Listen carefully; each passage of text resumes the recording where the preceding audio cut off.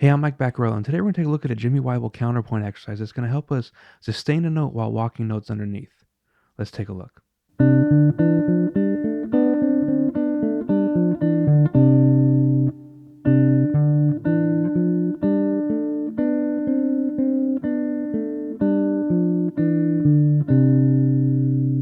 This exercise comes from Jimmy Wyble's book, The Art of Two-Line Improvisation.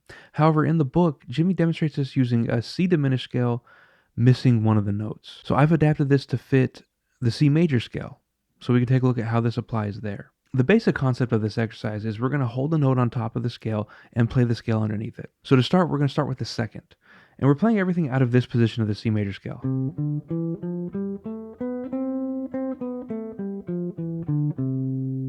That A position of the cage system. So what I'm going to do here is I'm going to play the C scale while also playing the second degree of the scale on top. So I'm going to put my second finger on D here on the 3rd fret of the 2nd string.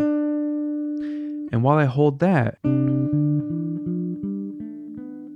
going to play my scale underneath it. Now when I'm doing this, I have to, because one of my fingers is occupied the entire time, I do have to change the fingering of the scale a bit.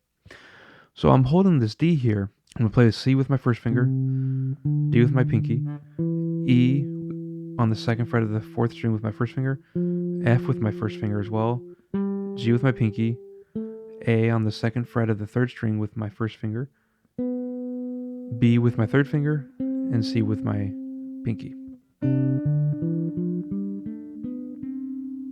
And same thing on the way back down. Now when we do this, we want to make sure that the note sustains the entire time. I want to be able to hear that second degree over the scale. Now the way in the book that Jimmy does this, he plays the second degree every other note. And on the way back down, he starts in the and.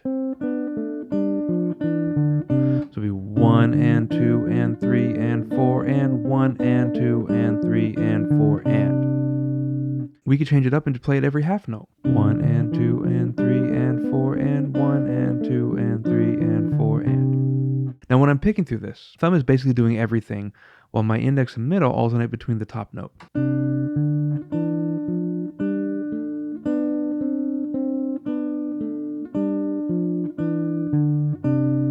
Now, Jimmy picks this quite a bit differently. He would use his thumb and his index to alternate the low notes and play the top notes with the other fingers. If you're fairly new to fingerstyle playing, I would recommend trying it whichever way makes sense to you. Try it Jimmy's way, try it my way, try it a third way, and whichever one clicks with you, go for it.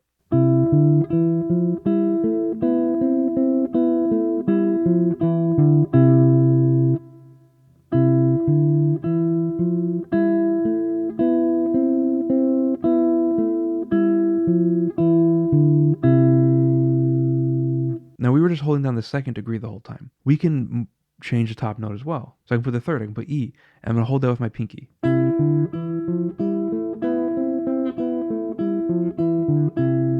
That changes my fingering a little bit. First finger, third finger, first finger, first finger, third finger, first finger, second finger, third finger to play through my C scale.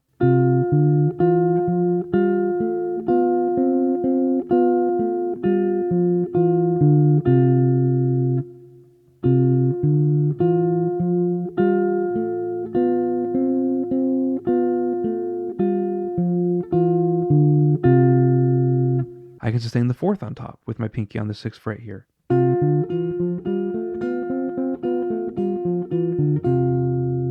This retains the same fingering from the previous example.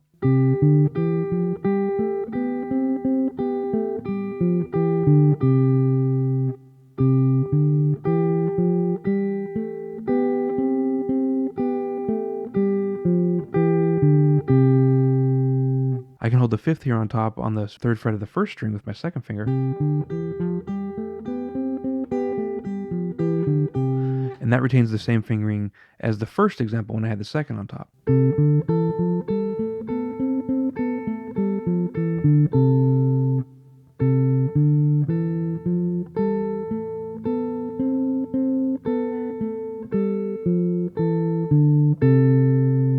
I can hold the 6th on top with my pinky.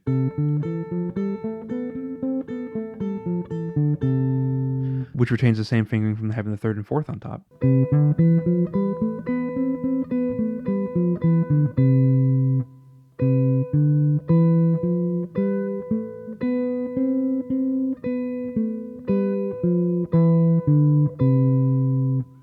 the 7th down way up here on the 7th fret of the 1st string.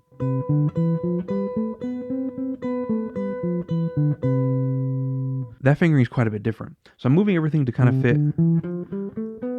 this scale now. It's the same scale, but I moved every note from the 2nd fret here to the 7th fret on the lower string. 1st finger, 1st finger, 3rd finger, 1st finger, 1st finger, 3rd finger, 1st finger, 1st finger.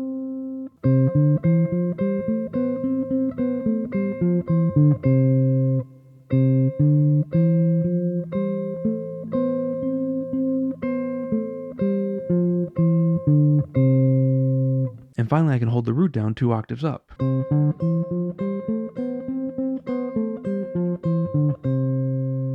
Now that we have this basic concept down, I would implore you to explore it starting on every note of the scale. Basically, almost modally in a sense, where I'm gonna play from D to D, and then E to E, and F to F, and then I can hold any note on top.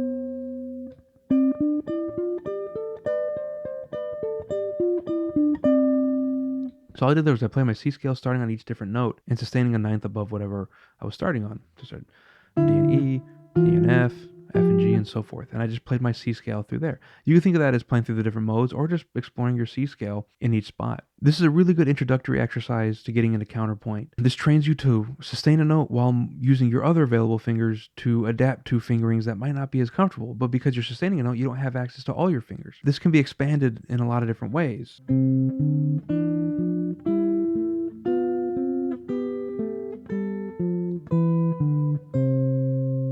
So there I played the C scale in 8th notes on the bottom and played it in quarter notes on top, ascending together. I could do the reverse.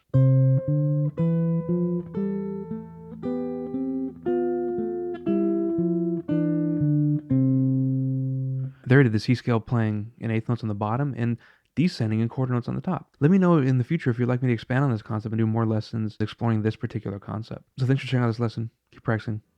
I'll see you next time.